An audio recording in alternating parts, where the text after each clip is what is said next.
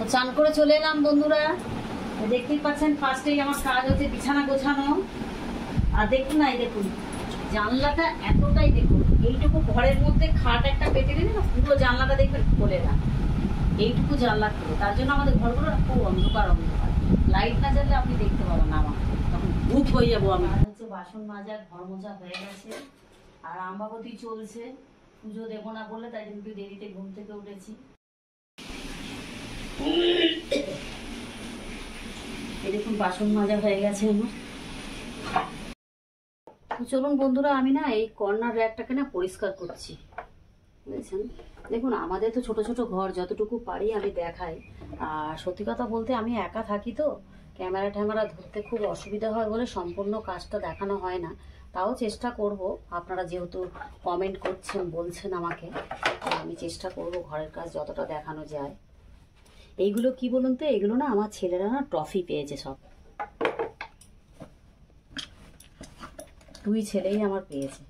বড় ছেলেটা খেলাধুলাতে খুব ভালো ছিল।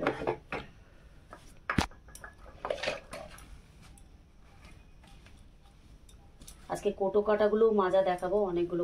মামাআর্থের প্রোডাক্টগুলো খুব ভালো জানেন, এটা 12 মাস ইউজ করতে পারে, খুব ভালো। কেননা গরমে তো প্রচুর গরম লাগে বলে আমি লাগাই না, কিন্তু এটা শীতকালে আমি 6 মাস কিন্তু লাগাই। এটা আপনার স্কিনও পরিষ্কার হবে আর ভীষণ ভালো, ত্বক উজ্জ্বল করে।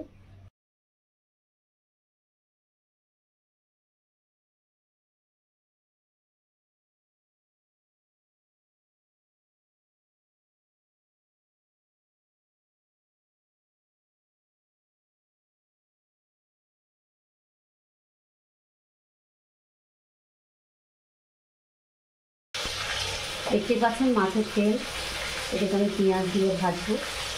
আর মাছটা আমি নুন হলুদ মাখিয়ে রেখেছি। এই যে দেখুন পটল আলু দিয়ে এটা ঝোল হবে।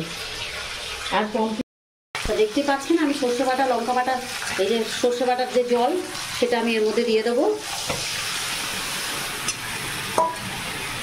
আর আমি শুকনো লঙ্কা দেবো না এই কারণে, কেন আমি যেহেতু কাঁচা লঙ্কা দিয়েছি ওই জন্য শুকনো লঙ্কা দেবো না, সামান্য একটু হলুদ দেবো।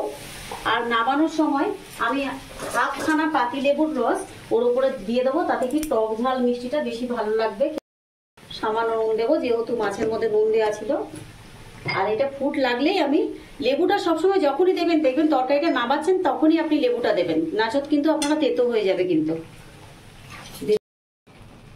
দেখতেই পাচ্ছেন আমি লেবু দিচ্ছি।